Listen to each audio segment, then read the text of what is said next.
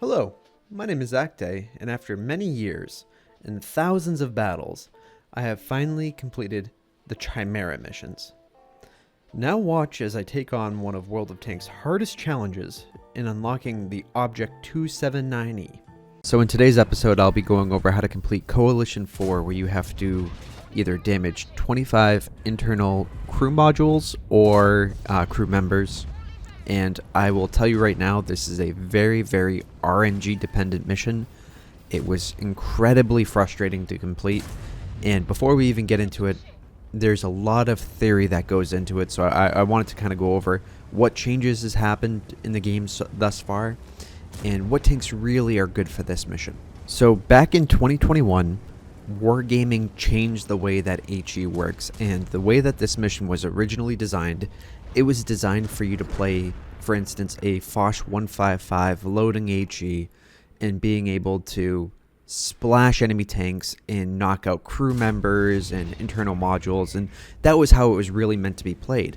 Since then, Wargaming has fundamentally changed HE mechanics, where instead of splashing and being able to explode on a target and deal splash damage and knock out modules, you now have to penetrate the target's armor, and then after that, it essentially functions like AP, where you're not going to knock out an entire tank's crew with one shell.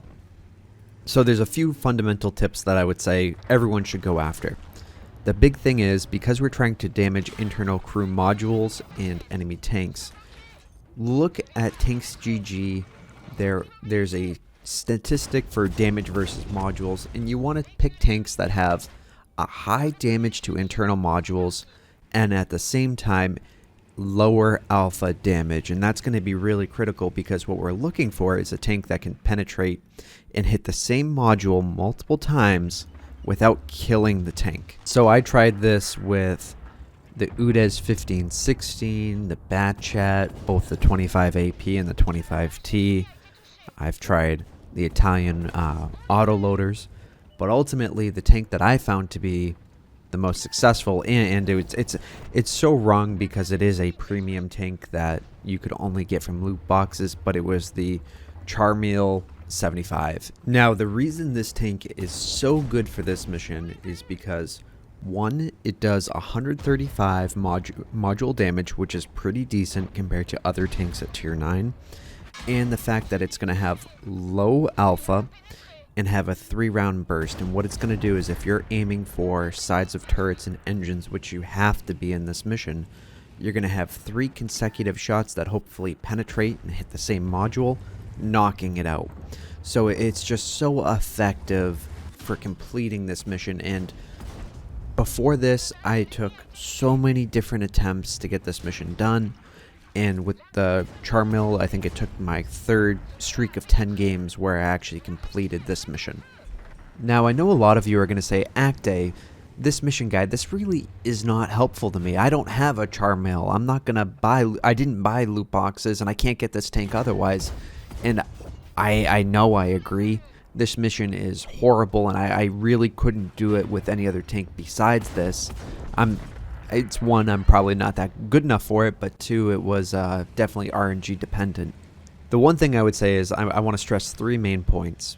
First off, if the first game in this mission you don't have 5 crew members knocked out or internal modules destroyed, reset. You want to give yourself the largest advantage to get this done and to lower your average number of crew members or internal modules you got to knock out per game. Second, look at what tanks you have that have lower alpha that you can land consecutive shots. I always think auto loaders, auto reloaders, they're going to be best for this. And if you can hit the side of the turret twice, your likelihood of killing a crew member or knocking out an engine if you're hitting it twice dramatically go up. And lastly, I really believe you want to look at a lower alpha gun. The reason you want a lower alpha gun is because you can't knock out crew members of dead tanks. If you're destroying that tank, you're not going to get a crew module or internal crew module destroyed or a crew member knocked out. So lower alpha, typically better. While I do think this mission is very doable, and I've come close a bunch of times previously using the OBJ 1516 the Skoda T50 and the Bat Chat, where I would get, 19, 20, 21 crit hits or crit hits completed out of the 10 battles. The Charmail was just the most consistent for me, most comfortable to play, and I would consistently, with each attempt, be in the 19, 20, 21, 22 out of my 3, I would say, attempts that I went for this.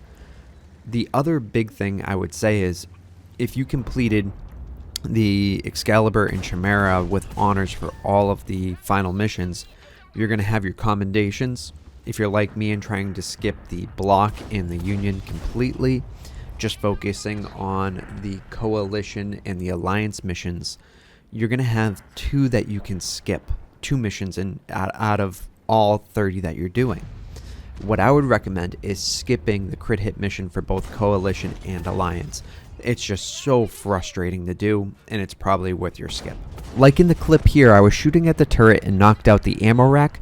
Don't continue to shoot it. Look for a new portion of the tank like the engine. You can't knock out the same module twice if they don't repair it. I know this is pretty late in the video to mention it, but I know I forgot about it earlier on. But if you're on your gunner, please make sure you're using Deadeye. I don't actually know how much an influence this has, but you might as well, because of how RNG it is, to get a better chance to destroy a crew member or an internal module. Also, if you made it this far into the video, I just wanted to thank you for watching the video, and if you do like these series and these guides, please consider giving a like or subscribe, as that really helps out the channel. Thank you. Have a great day.